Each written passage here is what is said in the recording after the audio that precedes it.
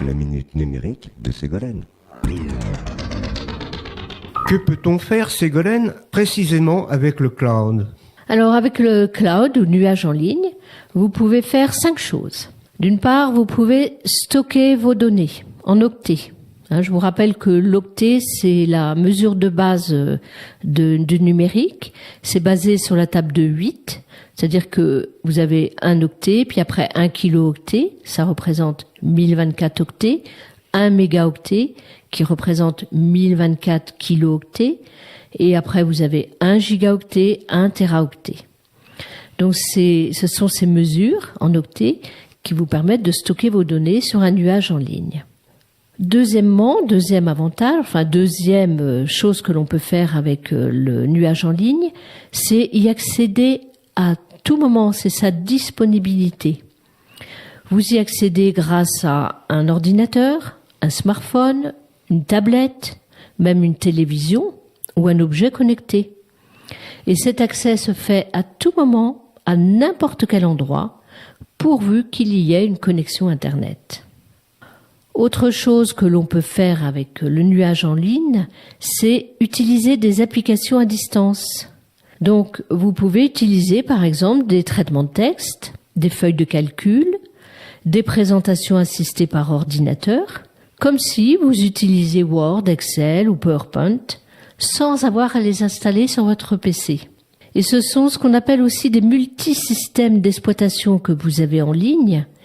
Donc, quel que soit votre PC, si c'est un Mac, si c'est Windows, si c'est Linux, si c'est Android, n'importe quelle interface, eh bien, vous pouvez stocker vos données et les retrouver sur n'importe quel périphérique.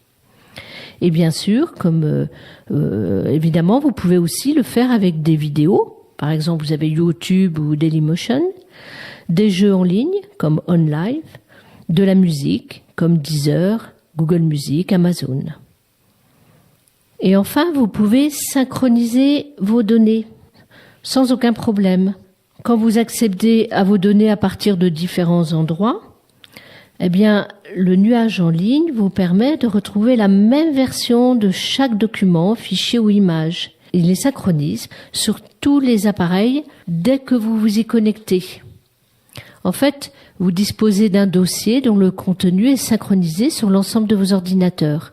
Tout ce que vous glissez dans ce dossier que vous avez installé auparavant est automatiquement déposé sur votre nuage en ligne et devient disponible sur vos tablettes, vos smartphones.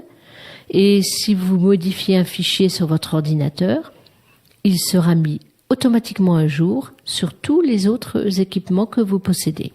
Et puis enfin, la 5e chose, c'est de mutualiser son travail en ligne. Les fichiers que vous avez stockés sur le nuage en ligne peuvent être également partagés avec d'autres. Donc vous pouvez faire un travail commun et collaborer avec des amis ou des associés ou des collaborateurs, soit en différé, soit même simultanément. Vous pouvez travailler ensemble sur une feuille de calcul, par exemple. Donc voilà les 5 possibilités que permettent les nuages en ligne. Merci Ségolène de vos précieux renseignements. Bien entendu, je vais m'empresser de les appliquer dans les meilleurs délais.